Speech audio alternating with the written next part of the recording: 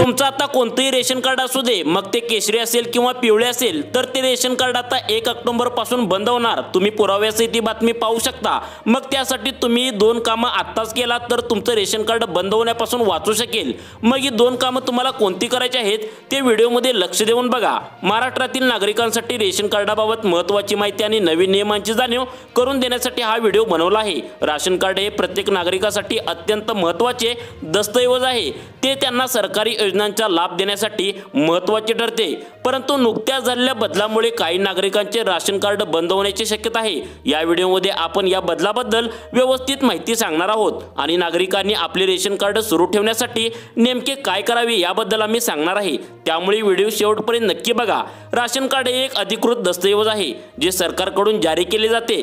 हे कार्ड नागरिकांना सार्वजनिक वितरण प्रणालीद्वारे स्वस्त दरात अन्नधान्य आणि इतर आवश्यक वस्तू खरेदी करण्यास सक्षम करते। राशन कार्ड हे केवळ अन्न सुरक्षा सुनिश्चित करण्याचे साधन नाही, तर ते ओळखपत्र म्हणूनही वापरले जाते आणि अनेक सरकारी योजना आणि कार्यक्रमांसाठी पात्रता निश्चित करण्यासाठी वापरले जाते।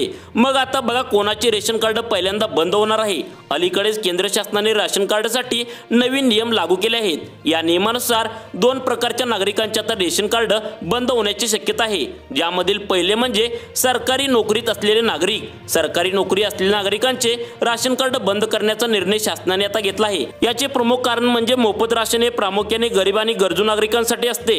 सरकारी नोकरदारांना नियमित पगार मिळत असल्याने त्यांना या सवलतीची गरज नाही असे शासनाचे मत आहे। हा निर्णय राशन वितरण प्रणालीचे लक्ष्य अधिक चांगल्या प्रकारे साध्य करण्यासाठी घेण्यात आला आहे। तसेच ज्या नागरिकांनी आपल्या राशन कार्डची ई-केवायसी केलेली नाही अशा नागरिकांचे राशन कार्ड सुद्धा देखील बंद होण्याची शक्यता आता शासनाने काढली आहे। शासनाने हा नियम लागू केला आहे जेणेकरून राशन कार्डधारकांची योग्य ओळख पटवता येईल आणि लाभार्थ्यांची यादी व्यवस्थित ठेवता येईल। मग आता तुम्हाला वाटत असेल की तुमचे रेशन कार्ड बंद होऊ नये, त्यासाठी तुम्हाला एक काम करायचे आहे, ते म्हणजे पहिला तुम्हाला ई-केवायसी करून घ्यायची आहे। तर ती ई-केवायसी कशी करायची आहे ते बघा व्हिडिओमध्ये। तुमच्या जवळच्या रेशन दुकानाला भेट द्या, म्हणजे तुमच्या नजीकच्या सरकारी मान्यताप्राप्त रेशन कार्ड दुकानात जा।